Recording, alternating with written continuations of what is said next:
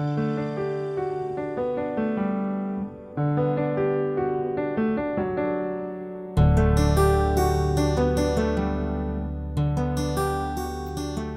ശാന്തി. 29/12/20 ബാബു പറയുന്നു, മധുരമായ കുട്ടികളെ, സംഗമയുഗത്തിൽ നിങ്ങൾ ബ്രാഹ്മണ സമ്പ്രദായം ആയിരിക്കുന്നു. നിങ്ങൾക്ക് ഇപ്പോൾ മൃത്യുലോകത്തിലെ മനുഷ്യനിൽ നിന്നും അമരലോകത്തിലെ ദേവതയാകേണ്ടതുണ്ട്. ചോദ്യം: കുട്ടികളായ നിങ്ങൾ ഏത് നോളജ് മനസ്സിലാക്കുന്നത് കാരണം പരിധിയില്ലാത്ത സന്യാസം ചെയ്യുന്നു? ഉത്തരം: നിങ്ങൾക്ക് ഡ്രാമയുടെ യഥാർത്ഥ നോളജ് ഉണ്ട്. നിങ്ങൾക്കറിയാം, ഡ്രാമയനുസരിച്ച് ഇപ്പോൾ ഈ മുഴുവൻ മൃത്യുലോകവും ഭസ്മമാകേണ്ടതുണ്ട്. ഇപ്പോൾ ഈ ലോകം വർത്ത് നോട്ട് എ പെനി ആയിരിക്കുന്നു. അതായത് ചില്ലിക്കാശിന് വിലയില്ലാത്തതായിരിക്കുന്നു. നമുക്ക് വർത്ത് പൗണ്ട് ആകണം, അതായത് മൂല്യമുള്ളവരാകണം. ഇതിൽ എന്തെല്ലാം സംഭവിക്കുന്നോ അത് വീണ്ടും അതേപോലെ കൽപ്പത്തിനു ശേഷം റിപ്പീറ്റ് ആകും. അതിനാൽ നിങ്ങൾ ഈ മുഴുവൻ ലോകത്തോടും പരിധിയില്ലാത്ത സന്യാസം ചെയ്തിരിക്കുന്നു. ഗീതം: വരാൻ പോകുന്ന നാളെയുടെ ഭാഗ്യമാണ് നിങ്ങൾ. ഓം ശാന്തി. കുട്ടികൾ ഗീതത്തിൻ്റെ ലൈൻ കേട്ടു. വരാൻ പോകുന്നത് അമരലോകമാണ്. ഇതാണ് മൃത്യുലോകം. അമരലോകത്തിൻ്റെയും മൃത്യുലോകത്തിൻ്റെയും പുരുഷോത്തമ സംഗമയുഗമാണിത്. ഇപ്പോൾ ബാബ സംഗമത്തിൽ പഠിപ്പിക്കുന്നു. ആത്മാക്കളെയാണ് പഠിപ്പിക്കുന്നത്. അതിനാൽ കുട്ടികളോട് പറയുന്നു, ആത്മാഭിമാനിയായി ഇരിക്കൂ. നമ്മളെ പരിധിയില്ലാത്ത ബാബ പഠിപ്പിക്കുകയാണ് എന്ന നിശ്ചയം വരുത്തണം. നമ്മുടെ എയിം ഓബ്ജക്റ്റ് ഇതാണ്: ലക്ഷ്മി നാരായണൻ അഥവാ മൃത്യുലോകത്തിലെ മനുഷ്യനിൽ നിന്നും അമരലോകത്തിലെ ദേവതയാവുക എന്നത്. ഇങ്ങനെയുള്ള പഠനം ഒരിക്കലും കാതുകളിലൂടെ കേട്ടിട്ടില്ല. കുട്ടികളെ, നിങ്ങൾ ആത്മാഭിമാനിയായി ഇരിക്കൂ എന്ന് ആരോടെങ്കിലും പറയുന്നതായി കണ്ടിട്ടില്ല. പരിധിയില്ലാത്ത ബാബയാണ് നമ്മെ പഠിപ്പിക്കുന്നത് എന്ന നിശ്ചയം വരുത്തൂ. ഏതൊരു ബാബയാണ്? പരിധിയില്ലാത്ത ബാബ നിരാകാരനായ ശിവനാണ്. ഇപ്പോൾ നിങ്ങൾ മനസ്സിലാക്കുന്നു, നമ്മൾ പുരുഷോത്തമ സംഗമയുഗത്തിലാണ്. ഇപ്പോൾ നിങ്ങൾ ബ്രാഹ്മണ സമ്പ്രദായം ആയിരിക്കുന്നു. പിന്നെ നിങ്ങൾക്ക് ദേവതയാകേണ്ടതുണ്ട്. ആദ്യം ശൂദ്ര സമ്പ്രദായത്തിലേതായിരുന്നു. ബാബ വന്ന് കല്ല് ബുദ്ധിയിൽ നിന്നും പവിഴ ബുദ്ധിയാക്കി മാറ്റുന്നു. ആദ്യം സദോ പ്രധാനവും പവിഴ ബുദ്ധിയുമായിരുന്നു. ഇപ്പോൾ വീണ്ടും ആവുകയാണ്. സത്യയുഗത്തിലെ അധികാരിയായിരുന്നു എന്നല്ല പറയേണ്ടത്. സത്യയുഗത്തിൽ വിശ്വത്തിൻ്റെ അധികാരിയായിരുന്നു. പിന്നെ 84 ജന്മങ്ങളെടുത്ത് പടികൾ ഇറങ്ങി സദോ പ്രധാനത്തിൽ നിന്നും സദോ രജോ തമോയിലേക്ക് വന്നിരിക്കുന്നു. ആദ്യം സദോ പ്രധാനമായിരുന്നു. അപ്പോൾ പവിഴ ബുദ്ധിയായിരുന്നു. പിന്നെ ആത്മാവിൽ മാലിന്യം വരുന്നു. മനുഷ്യർ മനസ്സിലാക്കുന്നില്ല. ബാബ പറയുന്നു, നിങ്ങൾ ഒന്നും അറിഞ്ഞിരുന്നില്ല. ബ്ലൈൻഡ് ഫെയ്ത്ത് ആയിരുന്നു. അറിയാതെ ആരെയെങ്കിലും പൂജിക്കുന്നതിനെയും ഓർമ്മിക്കുന്നതിനെയും ബ്ലൈൻഡ് ഫെയ്ത്ത്, അതായത് അന്ധവിശ്വാസം എന്ന് പറയുന്നു. തൻ്റെ ശ്രേഷ്ഠ ധർമ്മവും ശ്രേഷ്ഠ കർമ്മവും മറന്നു പോകുന്നതിലൂടെ അവർ കർമ്മഭ്രഷ്ടരും ധർമ്മഭ്രഷ്ടരുമാകുന്നു. ഭാരതവാസികൾ ഈ സമയം ദേവതാധർമ്മത്തെക്കാൾ ഭ്രഷ്ടമാണ്. ബാബ മനസ്സിലാക്കിച്ചു തരുന്നു, വാസ്തവത്തിൽ നിങ്ങൾ പ്രവൃത്തി മാർഗത്തിലുള്ളവരാണ്. അതേ ദേവതമാർ എപ്പോഴാണോ അപവിത്രമാകുന്നത്, അപ്പോൾ ദേവി ദേവന്മാർ എന്ന് പറയുവാൻ സാധിക്കില്ല. അതിനാൽ പേര് മാറ്റി ഹിന്ദു ധർമ്മം എന്ന് വച്ചിരിക്കുന്നു. ഇതും ഉണ്ടാകുന്നത് ഡ്രാമ പ്ലാൻ അനുസരിച്ചാണ്. എല്ലാവരും ഹേ പതീത പാവന വരൂ എന്ന് ഒരേ ഒരു ബാബയെ തന്നെയാണ് വിളിക്കുന്നത്. ആ ഒരേ ഒരു ഗോഡ് ഫാദർ ജനന മരണ രഹിതനാണ്. നാമരൂപത്തിൽ നിന്നും വേറിട്ട ഒന്നാണ് എന്നല്ല. ആത്മാവിൻ്റെയും പരമാത്മാവിൻ്റെയും രൂപം വളരെ സൂക്ഷ്മമാണ്. അതിനെ സ്റ്റാർ അഥവാ ബിന്ദു എന്ന് പറയുന്നു. ശിവന്റെ പൂജ ചെയ്യുന്നു. ശരീരമില്ലല്ലോ. ഇപ്പോൾ ആത്മാവാകുന്ന ബിന്ദുവിൻ്റെ പൂജ ഉണ്ടാവുക സാധ്യമല്ല. അതിനാൽ പൂജിക്കുന്നതിന് വേണ്ടി അതിനെ വലുതായി ഉണ്ടാക്കുന്നു. ശിവന്റെ പൂജ ചെയ്യുന്നതായി മനസ്സിലാക്കുന്നു. എന്നാൽ ആ ഒന്നിൻ്റെ രൂപം എന്താണ് അതറിയുന്നില്ല. ഈ എല്ലാ കാര്യങ്ങളും ബാബ ഈ സമയം തന്നെയാണ് വന്ന് മനസ്സിലാക്കിച്ചു തരുന്നത്. ബാബ പറയുന്നു, നിങ്ങൾ തൻ്റെ ജന്മങ്ങളെ അറിയുന്നില്ല. 84 ലക്ഷം ജീവജന്തുക്കളുടെ ഒരു കെട്ടുകഥ ഉണ്ടാക്കിയിരിക്കുന്നു.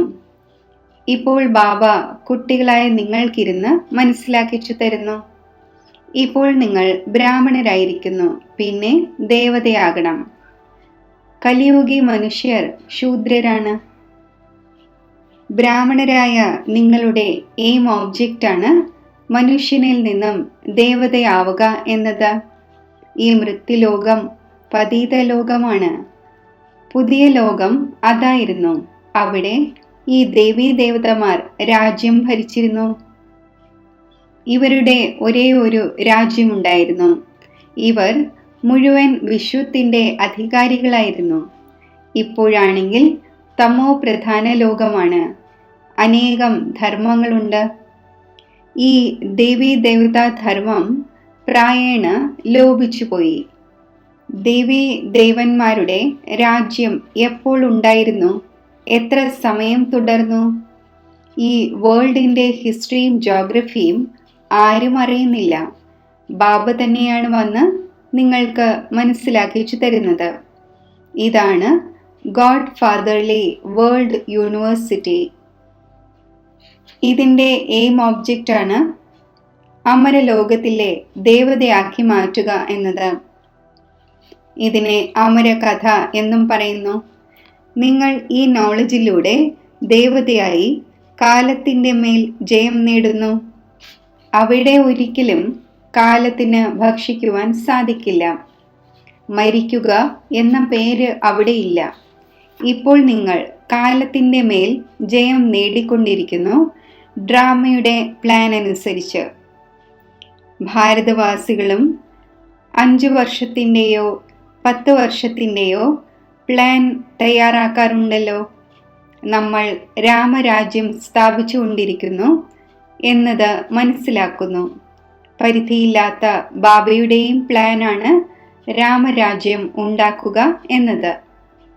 അവരെല്ലാം മനുഷ്യരാണ്. മനുഷ്യർക്ക് രാമരാജ്യം സ്ഥാപിക്കുവാൻ സാധിക്കില്ല.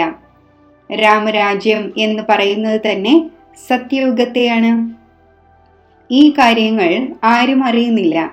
മനുഷ്യർ എത്ര ഭക്തി ചെയ്യുന്നു, ശാരീരിക യാത്രകൾ ചെയ്യുന്നു. പകൽ, അതായത് സത്യയുഗത്തിലും ത്രേതായിലും ഈ ദേവതമാരുടെ രാജ്യമായിരുന്നു. പിന്നെ രാത്രിയിൽ ഭക്തിമാർഗം ആരംഭിക്കുന്നു. സത്യയുഗത്തിൽ ഭക്തി ഉണ്ടായിരിക്കുന്നില്ല.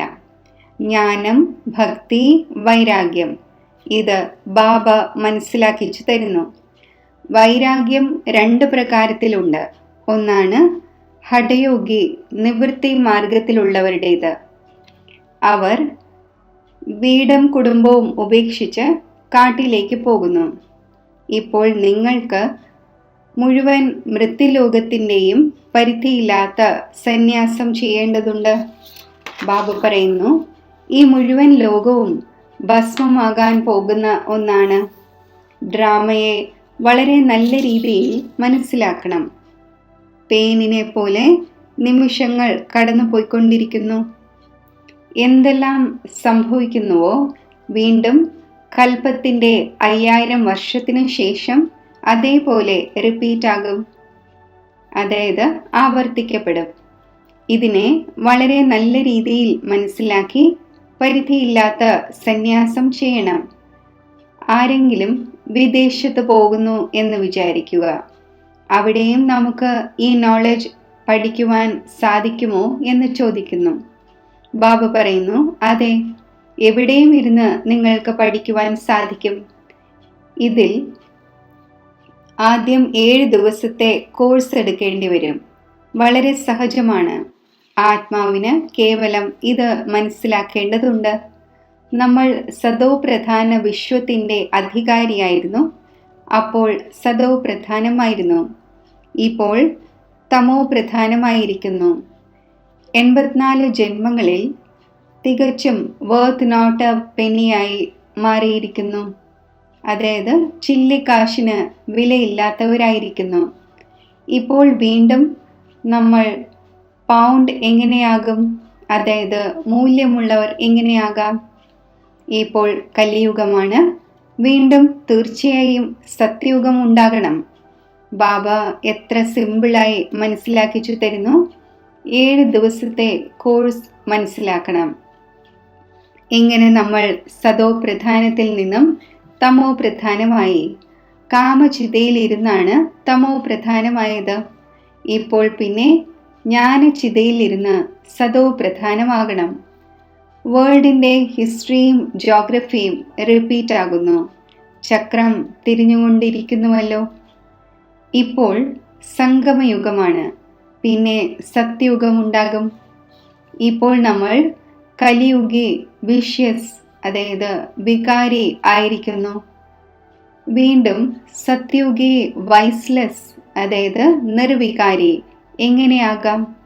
അതിനുവേണ്ടി ബാബ വഴി പറഞ്ഞു തരുന്നു. വിളിക്കുന്നുമുണ്ട്. നമ്മളിൽ ഒരു ഗുണവുമില്ല. ഇപ്പോൾ നമ്മളെ ഇങ്ങനെ ഗുണവാനാക്കി മാറ്റൂ. ആരാണോ കഴിഞ്ഞ കൽപ്പത്തിൽ ആയിരുന്നത് അവർക്ക് തന്നെയാണ് വീണ്ടും ആകേണ്ടത്. ബാബ മനസ്സിലാക്കിച്ചു തരുന്നു. ആദ്യം സ്വയം ആത്മാവാണ് എന്ന് മനസ്സിലാക്കൂ. ആത്മാവ് തന്നെയാണ് ഒരു ശരീരം ഉപേക്ഷിച്ച് മറ്റൊന്നെടുക്കുന്നത്. ഇപ്പോൾ നിങ്ങൾക്ക് ദേഹി അഭിമാനിയാകണം. ഇപ്പോൾ തന്നെയാണ് നിങ്ങൾക്ക് ദേഹി അഭിമാനി ആകുന്നതിൻ്റെ ശിക്ഷണം ലഭിക്കുന്നത്. നിങ്ങൾ സദാ ദേഹി അഭിമാനിയായിരിക്കും എന്നല്ല, അങ്ങനെയല്ല. സത്യയുഗത്തിലാണെങ്കിൽ പേര് ശരീരത്തിനാണ് ഉണ്ടായിരിക്കുന്നത്.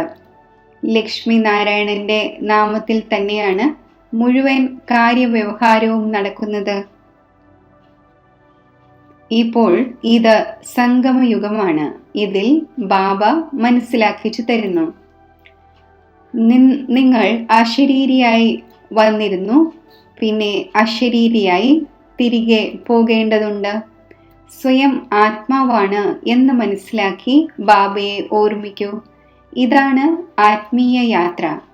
ആത്മാവ് തൻ്റെ ആത്മീയ പിതാവിനെ ഓർമ്മിക്കുന്നു.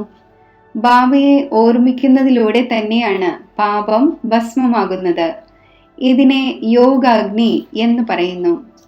ഓർമ്മയാണെങ്കിൽ നിങ്ങൾക്ക് എവിടെയും ചെയ്യുവാൻ സാധിക്കും. 7 ദിവസമായി മനസ്സിലാക്കിച്ചു കൊടുക്കേണ്ടതുണ്ട്. ഈ സൃഷ്ടിചക്രം എങ്ങനെ തിരിയുന്നു, എങ്ങനെയാണ് നമ്മൾ പടികൾ ഇറങ്ങുന്നത്. ഇപ്പോൾ വീണ്ടും ഈ ഒരു ജന്മത്തിൽ കയറുന്ന കലയുണ്ടാകുന്നു. വിദേശത്ത് കുട്ടികൾ കഴിയുന്നു, അവിടെയും മുരളിപ്പോകുന്നു. ഇത് സ്കൂളാണല്ലോ. വാസ്തവത്തിൽ ഇതാണ് ഗോഡ് ഫാദർലി യൂണിവേഴ്സിറ്റി. ഗീതയുടെ തന്നെ രാജയോഗമാണ്. എന്നാൽ ശ്രീകൃഷ്ണനെ ഭഗവാൻ എന്ന് പറയുകയില്ല. ബ്രഹ്മ വിഷ്ണു ശങ്കരനെയും ദേവത എന്ന് പറയുന്നു. ഇപ്പോൾ നിങ്ങൾ പുരുഷാർത്ഥം ചെയ്ത് വീണ്ടും ദേവതയാകുന്നു. പ്രജാപിത ബ്രഹ്മാവും തീർച്ചയായും ഇവിടെ ഉണ്ടായിരിക്കുമല്ലോ. പ്രജാപിതാവ് മനുഷ്യനാണല്ലോ. പ്രജ തീർച്ചയായും ഇവിടെ തന്നെയാണ് രചിക്കപ്പെടുന്നത്. ഹംസോ എന്നതിൻ്റെ അർത്ഥം ബാബ വളരെ സഹജമായ രീതിയിൽ മനസ്സിലാക്കിച്ചു തന്നു. ഭക്തിമാർഗത്തിലാണെങ്കിൽ പറയുന്നു, ഞാൻ ആത്മാവ് തന്നെയാണ് പരമാത്മാവ് എന്ന്. അതിനാൽ പരമാത്മാവിനെ സർവവ്യാപി എന്ന് പറയുന്നു. ബാബ പറയുന്നു, സർവരിലും വ്യാപകമായത് ആത്മാവാണ്. ഞാൻ എങ്ങനെ വ്യാപിക്കും?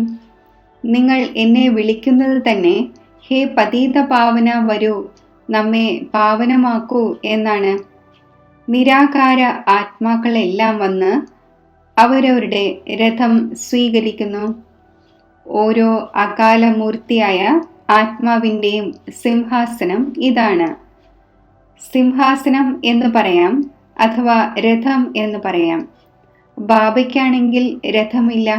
ആ ഒന്ന് നിരാകാരൻ എന്നു തന്നെയാണ് പാടപ്പെടുന്നത്. സൂക്ഷ്മ ശരീരവുമില്ല, സ്ഥൂല ശരീരവുമില്ല. നിരാകാരൻ സ്വയം രഥത്തിൽ എപ്പോഴാണോ ഇരിക്കുന്നത് അപ്പോഴാണ് സംസാരിക്കുവാൻ സാധിക്കുന്നത്. രഥമില്ലാതെ പതീതരെ എങ്ങനെ പാവനമാക്കി മാറ്റും? ബാബ പറയുന്നു, നിരാകാരനായ ഞാൻ വന്ന് ഇതിനെ ലോൺ എടുക്കുന്നു. ടെമ്പററിയായി ലോൺ എടുത്തിരിക്കുകയാണ്. ഈ ഒന്നിനെ ഭാഗ്യശാലി രഥം എന്ന് പറയുന്നു. ബാബ തന്നെയാണ് സൃഷ്ടിയുടെ ആദി മധ്യ അന്ത്യത്തിൻ്റെ രഹസ്യം പറഞ്ഞു തന്ന് കുട്ടികളായ നിങ്ങളെ ത്രികാലദർശിയാക്കുന്നു. മറ്റൊരു മനുഷ്യനും ഈ നോളജ് അറിയുവാൻ സാധിക്കില്ല.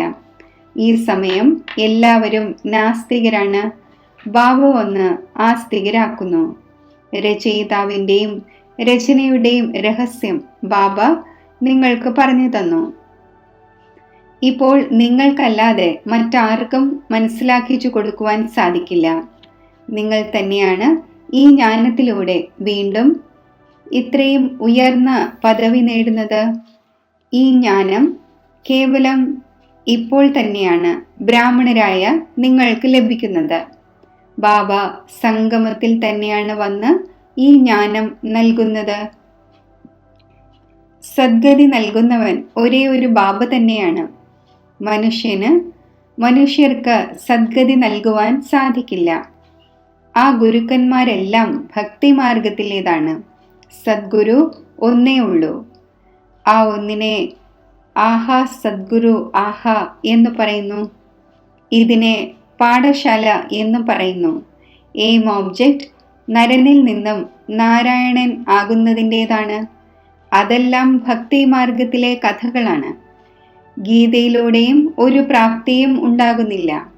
ബാബ പറയുന്നു, ഞാൻ കുട്ടികളായ നിങ്ങളെ നേരിട്ട് വന്ന് പഠിപ്പിക്കുന്നു. അതിലൂടെ നിങ്ങൾ ഈ പദവി നേടുന്നു. ഇതിൽ മുഖ്യമായത് പവിത്രമാകുന്നതിൻ്റെ കാര്യമാണ്. ബാബയുടെ ഓർമ്മയിലിരിക്കണം. ഇതിൽ തന്നെയാണ് മായ വിഘ്നമിടുന്നത്. നിങ്ങൾ ബാബയെ ഓർമ്മിക്കുന്നു തൻ്റെ സമ്പത്ത് നേടുന്നതിനു വേണ്ടി. ഈ നോളജ് എല്ലാ കുട്ടികളുടെ അടുക്കലും പോകുന്നു. ഒരിക്കലും മുരളി മിസ്സാകരുത്. മുരളി മിസ്സായി എങ്കിൽ ആബ്സെൻ്റ് ആകുന്നു. മുരളിയിലൂടെ എവിടെയിരുന്നും റിഫ്രഷ് ആയിക്കൊണ്ടിരിക്കും. ശ്രീമത്ത് അനുസരിച്ച് നടക്കേണ്ടി വരും. പുറത്തു പോകുന്നു എങ്കിൽ ബാബ മനസ്സിലാക്കിച്ചു തരുന്നു, തീർച്ചയായും പവിത്രമാകണം, വൈഷ്ണവനായി ഇരിക്കണം. വൈഷ്ണവർ 2 പ്രകാരത്തിലുണ്ട്. വൈഷ്ണവ വല്ലഭാചാര്യമുണ്ട്. എന്നാൽ വികാരത്തിലേക്ക് പോകുന്നു, പവിത്രമല്ല. നിങ്ങൾ പവിത്രമായി വിഷ്ണുവംശിയാകുന്നു. അവിടെ നിങ്ങൾ വൈഷ്ണവരായിരിക്കും. വികാരത്തിലേക്ക് പോകില്ല. അതാണ് അമരലോകം. ഇതാണ് മൃത്യുലോകം. ഇവിടെ വികാരത്തിൽ പോകുന്നു. ഇപ്പോൾ നിങ്ങൾ വിഷ്ണുപുരിയിലേക്ക് പോകുന്നു. അവിടെ വികാരം ഉണ്ടായിരിക്കുന്നില്ല. അതാണ് വൈസ്ലെസ് വേൾഡ്. യോഗബലത്തിലൂടെ നിങ്ങൾ വിശ്വത്തിൻ്റെ ചക്രവർത്തി പദം നേടുന്നു. അവർ 2 പേരും പരസ്പരം അടികൂടുന്നു. വെണ്ണ ഇടയിലുള്ള നിങ്ങൾക്ക് ലഭിക്കുന്നു. നിങ്ങൾ തന്റെ രാജധാനി സ്ഥാപിച്ചുകൊണ്ടിരിക്കുന്നു. സർവർക്കും ഇതേ സന്ദേശം നൽകണം. ചെറിയ കുട്ടികൾക്കും അവകാശമുണ്ട്. ശിവബാബയുടെ കുട്ടികളാണല്ലോ. അപ്പോൾ എല്ലാവർക്കും അവകാശമുണ്ട്. എല്ലാവരോടും പറയണം, സ്വയം ആത്മാവാണ് എന്ന് മനസ്സിലാക്കൂ. മാതാപിതാക്കൾക്ക് ജ്ഞാനമുണ്ടായിരിക്കുമെങ്കിൽ കുട്ടികളെ മനസ്സിലാക്കിക്കും. ശിവബാബയെ ഓർമ്മിക്കൂ. ശിവബാബയല്ലാതെ രണ്ടാമത് ആരുമില്ല. ഒന്നിന്റെ ഓർമ്മയിലൂടെ തന്നെയാണ് തമോ പ്രധാനത്തിൽ നിന്നും സതോ പ്രധാനമായി മാറുന്നത്. ഇതിൽ പഠനം വളരെ നല്ല രീതിയിൽ ആവശ്യമാണ്. വിദേശത്ത് കഴിയുമ്പോഴും നിങ്ങൾക്ക് പഠിക്കുവാൻ സാധിക്കും. ഇതിൽ പുസ്തകമോ മറ്റോ ഒന്നും ആവശ്യമില്ല. എവിടെയിരുന്നും നിങ്ങൾക്ക് പഠിക്കുവാൻ സാധിക്കും. ബുദ്ധിയിലൂടെ ഓർമ്മിക്കുവാൻ സാധിക്കും. ഈ പഠനം എത്ര സഹജമാണ്. യോഗം അഥവാ ഓർമ്മയിലൂടെ ബലം ലഭിക്കുന്നു.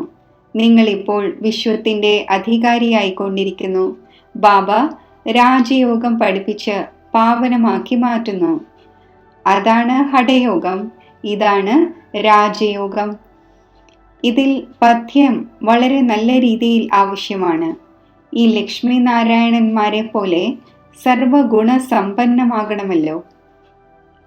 ആഹാരപാനീയത്തിൻ്റെയും പഥ്യം ആവശ്യമാണ്. രണ്ടാമത്തെ കാര്യം, ബാബയെ ഓർമ്മിക്കണം. അപ്പോൾ ജന്മജന്മാന്തരങ്ങളിലെ പാപം മുറിയും. ഇതിനെ പറയുന്നത് സഹജ രാജയോഗം എന്നാണ്. രാജപദം പ്രാപ്തമാക്കുന്നതിനു വേണ്ടി, അഥവാ രാജപദം നേടിയില്ലെങ്കിൽ ദരിദ്രമായി പോകും. ശ്രീമത്തനുസരിച്ച് പൂർണ്ണമായും നടക്കുന്നതിലൂടെ ശ്രേഷ്ഠമാകും. ഭ്രഷ്ടത്തിൽ നിന്നും ശ്രേഷ്ഠമാകണം. അതിനുവേണ്ടി ബാബയെ ഓർമ്മിക്കണം. കഴിഞ്ഞ കൽപ്പത്തിലും നിങ്ങൾ തന്നെയാണ് ഈ ജ്ഞാനം എടുത്തിരുന്നത്. അത് വീണ്ടും ഇപ്പോൾ എടുക്കുകയാണ്. സത്യയുഗത്തിൽ മറ്റൊരു രാജ്യവും ഉണ്ടായിരുന്നില്ല. അതിനെ പറയുന്നത് സുഖധാമം എന്നാണ്. ഇപ്പോൾ ഇത് ദുഃഖധാമമാണ്. എവിടെ നിന്നാണോ നമ്മൾ ആത്മാക്കൾ വന്നത്, അതാണ് ശാന്തിധാമം. ശിവബാബയ്ക്ക് അതിശയം തോന്നുന്നു. ലോകത്തിൽ മനുഷ്യർ എന്തെല്ലാമാണ് ചെയ്യുന്നത്. കുട്ടികൾ ജനിക്കുന്നത് കുറയ്ക്കാൻ വേണ്ടിയും എത്ര പ്രയത്നിച്ചുകൊണ്ടിരിക്കുന്നു. ഇത് ബാബയുടെ തന്നെ കാര്യമാണ് എന്ന് മനസ്സിലാക്കുന്നില്ല. ബാബ ഉടൻ ഒരു ധർമ്മത്തിന്റെ സ്ഥാപന ചെയ്ത് ബാക്കി എല്ലാ അനേകം ധർമ്മങ്ങളുടെയും വിനാശം ചെയ്യിക്കുന്നു ഒറ്റയടിക്ക്. അവർ ജനനം കുറയ്ക്കുന്നതിനു വേണ്ടി എത്ര ഔഷധങ്ങളും മറ്റുമാണ് ഇറക്കുന്നത്. ബാബയുടെ അടുക്കൽ ഒരേ ഒരു ഔഷധമുണ്ട്. ഏകധർമ്മത്തിന്റെ സ്ഥാപന ഉണ്ടാകണം. ഇവർ പവിത്രമായി കൊണ്ടിരിക്കുന്നു എന്ന് എല്ലാവരും പറയുന്ന സമയം വന്നു ചേരും. പിന്നെ ഔഷധത്തിൻ്റെയും മറ്റും എന്താവശ്യമാണുള്ളത്? നിങ്ങൾക്ക് ബാബ മന്മനാഭവയുടെ ഔഷധം നൽകി. അതിലൂടെ നിങ്ങൾ 21 ജന്മത്തേക്ക് പവിത്രമാകുന്നു. ശരി, മധുരമധുരമായ ശ്രീഖിലതെ കുട്ടികൾക്ക് മാതാവും പിതാവുമായ ബാബ്ദാദയുടെ സ്നേഹസ്മരണകൾ. Good morning. ആത്മീയ അച്ഛൻ്റെ ആത്മീയ കുട്ടികൾക്ക് നമസ്തേ. ധാരണയ്ക്കുള്ള മുഖ്യസാരം: പവിത്രമായി പക്ക വൈഷ്ണവനാകണം. ആഹാരപാനീയങ്ങളുടെയും പൂർണ്ണ പഥ്യം വയ്ക്കണം. ശ്രേഷ്ഠമാകുന്നതിന് വേണ്ടി ശ്രീമത്ത് അനുസരിച്ച് തീർച്ചയായും നടക്കണം. മുരളിയിലൂടെ സ്വയം തന്നെ റിഫ്രഷ് ആക്കണം. എവിടെ കഴിയുമ്പോഴും സതോ പ്രധാനം ആകുന്നതിൻ്റെ പുരുഷാർത്ഥം ചെയ്യണം. മുരളി ഒരു ദിവസം പോലും മിസ് ചെയ്യരുത്. വരദാനം: വേർപിരിയലിന് സദാകാലത്തേക്ക് വിട നൽകുന്ന സ്നേഹി സ്വരൂപമായി ഭവിക്കട്ടെ. സ്നേഹിക്ക് എന്താണോ ഇഷ്ടം അത് തന്നെയാണ് സ്നേഹിക്കുന്നവർക്കും ഇഷ്ടം. ഇതാണ് സ്നേഹത്തിൻ്റെ സ്വരൂപം. നടക്കുന്നതും കഴിക്കുന്നതും കുടിക്കുന്നതും കഴിയുന്നതും സ്നേഹിയുടെ മനസ്സിനിണങ്ങിയ രീതിയിൽ ആകണം. അതിനാൽ എന്തെല്ലാം സങ്കല്പമോ കർമ്മമോ ചെയ്യുന്നുവോ അപ്പോൾ ആദ്യം ചിന്തിക്കൂ, ഇത് സ്നേഹിയായ ബാബയുടെ മനസ്സിന് ഇഷ്ടപ്പെട്ടതാണോ? ഇങ്ങനെയുള്ള സത്യമായ സ്നേഹിയാകൂ. അപ്പോൾ നിരന്തര യോഗിയും സഹജയോഗിയുമായി മാറും. അഥവാ സ്നേഹി സ്വരൂപത്തെ സമാന സ്വരൂപത്തിലേക്ക് പരിവർത്തനപ്പെടുത്തുമെങ്കിൽ അമരമായി ഭവിക്കട്ടെ എന്ന വരദാനം ലഭിക്കും. വേർപിരിയലിന് സദാകാലത്തേക്ക് വിട ലഭിക്കും. സ്ലോഗൻ: സ്വഭാവം ഈസിയും പുരുഷാർത്ഥം അറ്റൻഷൻ ഉള്ളതും ആക്കി മാറ്റൂ. ഓം ശാന്തി.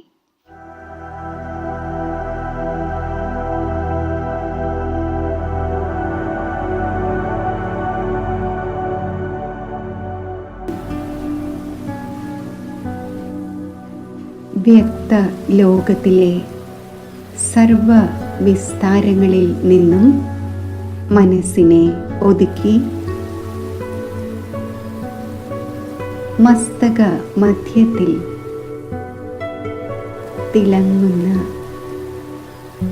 ആത്മസ്വരൂപത്തിൽ ഏകാഗ്രതയോടെ മനസ്സിനെ ഞാൻ സ്ഥിരമാക്കുന്നു.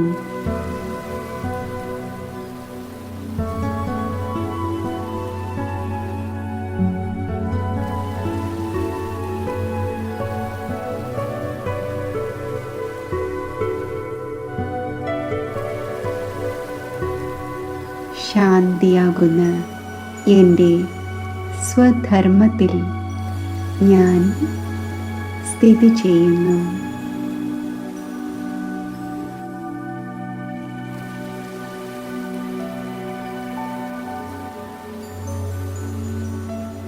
മസ്തക മധ്യത്തിൽ തിളങ്ങുന്ന ആത്മജ്യോതിയിൽ നിന്നും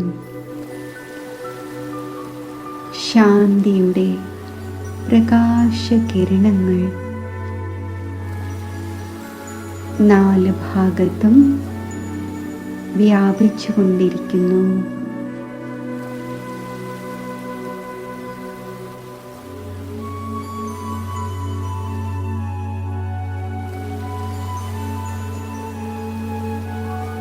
വ്യക്തഭാവത്തിനും ഉപരി സ്ഥിതി ചെയ്തുകൊണ്ട് എൻ്റെ അവ്യക്ത സ്വരൂപം ഞാൻ ധാരണ ചെയ്യുന്നു.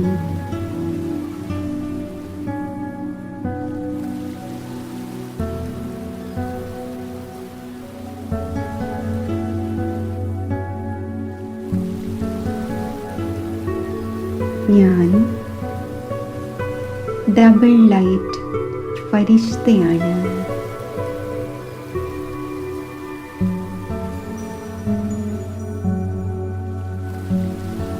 പ്രകാശത്തിൻ്റെ ആകാരി സ്വരൂപത്തിൽ ലൈറ്റ് രൂപമായി ഞാൻ സ്ഥിതി ചെയ്യുന്നു.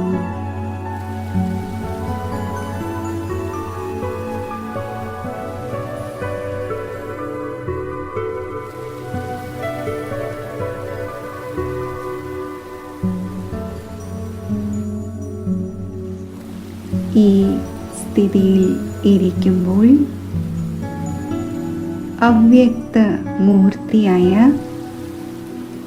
ബാപ് ദാദയുടെ സാമീപ്യം എനിക്ക് സഹജമായി അനുഭവപ്പെടുന്നു.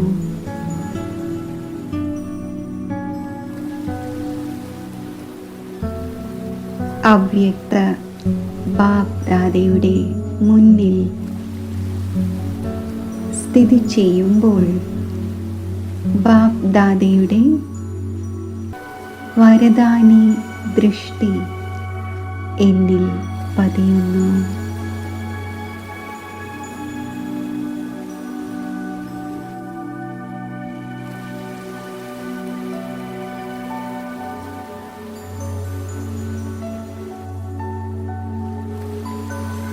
സഫലത നക്ഷത്രമായി ഭവിക്കുവാനുള്ള വരദാനം വാഗ്ദാത എനിക്ക് നൽകുന്നു.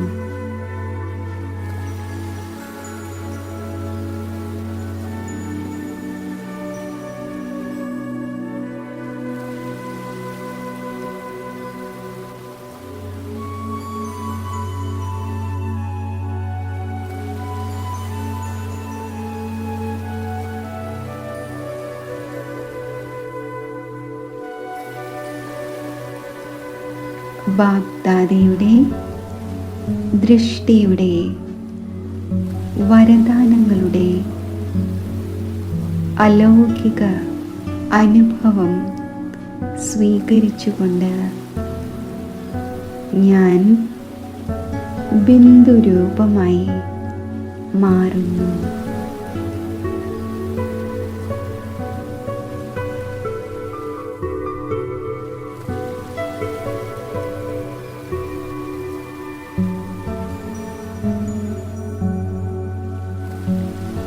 ബിന്ദുരൂപമായ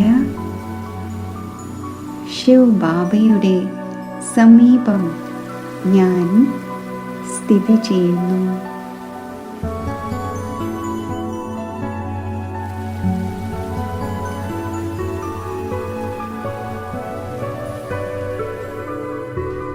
ബാബയുടെ അതി തേജസ്വി കിരണങ്ങൾ എന്നിൽ പതിക്കുമ്പോൾ സർവ ഈശ്വരീയ ഖജനാവുകളും സാരരൂപത്തിൽ പ്രാപ്തമാകുന്നതിൻ്റെ അനുഭവം എനിക്കുണ്ടാകുന്നു.